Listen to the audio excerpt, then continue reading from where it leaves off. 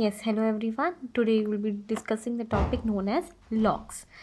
In the previous videos, we have discussed the topic known as race conditions. We have the disadvantage behind the race conditions that don't go the synchronization in that. So to improve that synchronization, we have the two methods. So one is the semaphores and second one is the mutex. Semaphore we have discussed in the previous section.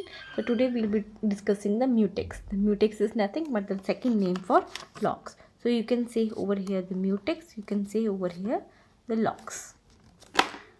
Clear? So I'm just going to discuss the program. Clear? Instead of discussing the concept, I'm discussing the program over here. Clear? So we have the two particular header files we will be including. The one is the thread header file, the second one is the standard input output. Thread is for the thread functions, standard input output is for the printf and scanf functions.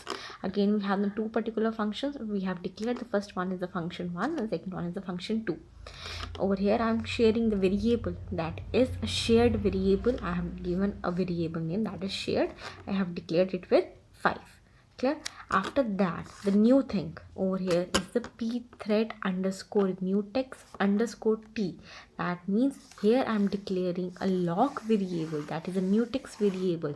This is the particular syntax for declaring the initializing the log variable. Clear? So I have given the name of the variable, that is L. Clear? L is nothing, just a resource to any of the process. That means which resource I am allocating to any one process to continue its execution. Clear? So here L is just a resource. Clear? So I'm starting the main program. Over here I have just initialized pthread underscore mutex underscore initialize, that is init. Over here I'm having the two variables. The one is the address of the log, that means the address of that particular resource that the process is going to share.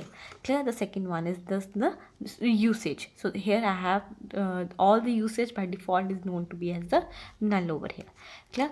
So over here I am just initializing the threads. I'm initializing two threads, that is T1 and T2.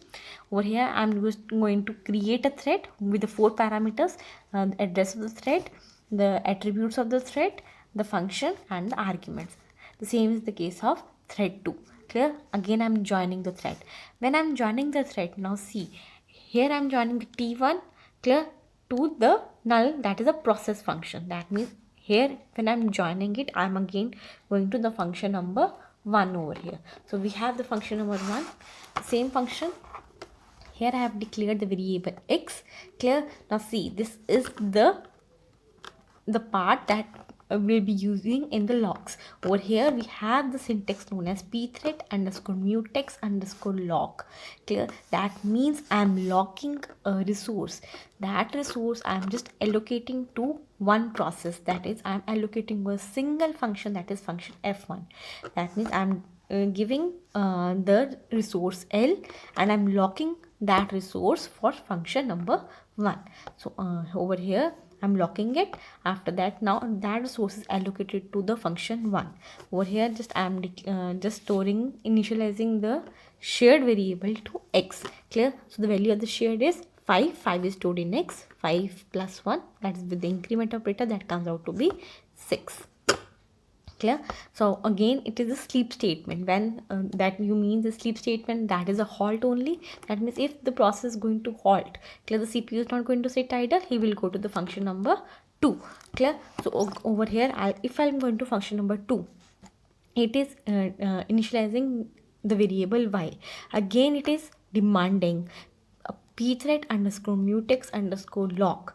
That means he is again demanding which resource, that is L. The same resource he is demanding.